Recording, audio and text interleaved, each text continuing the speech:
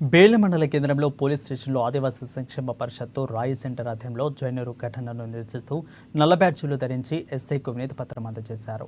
ఇక కొమరంభీం ఆసిఫాబాద్ జిల్లా జైనూరు మండలంలో గత ఆగస్టు నెలలో అమాయకురాలైన ఆదివాసీ మహిళలపై హత్యాయత్నానికి పాల్పడిన వ్యక్తిని కఠినంగా శిక్షించాలని ఆదివాసీ సంక్షేమ పరిషత్తు మండల అధ్యక్షులు సిడాం నందు కుమార్ కోరారు. ప్రభుత్వం వెంటనే ఫాస్ట్ ట్రాక్ కోర్టు ద్వారా విచారణ చేపట్టి బాధితురాలికి న్యాయం చేయాలని విజ్ఞప్తి చేశారు. ఎన్నో ప్రభుత్వాలు మారుతున్నా నేటికి పిసా చట్టాన్ని మాత్రం అమలు పరచడం లేదని ఆరోపించారు.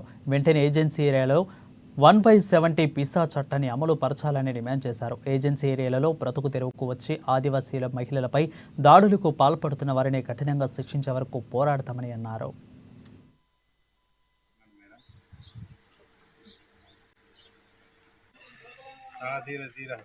మొన్న ఏదైతే కొమరంభీం జైనూర్ మండలంలోని ఆదివాసీ మహిళపై అత్యాచారం మరియు చేయడం జరిగింది.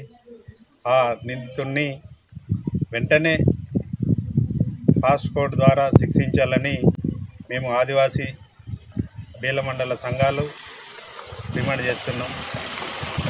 ఏదైతే 1/70 చట్టం పీసా చట్టం ప్రకారం మా యొక్క ఏజెన్సీ ఏరియాలలో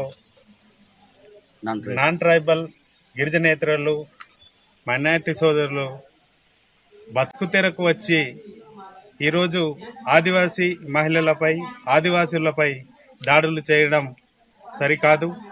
దీనికి యావత్ ఆదివాసీ ఖండిస్తున్నాము. ఇలాంటి పరిణామాలు చేస్తే బాగుండదు. బతుకు తెరకు వచ్చి మా యొక్క అమాయక ఆదివాసులపై దాడులు చేయడం సరికాదు. ఇలాంటి పాల్పడితే ఉన్న అధికారులు కానీ వీళ్ళు వాళ్ళపై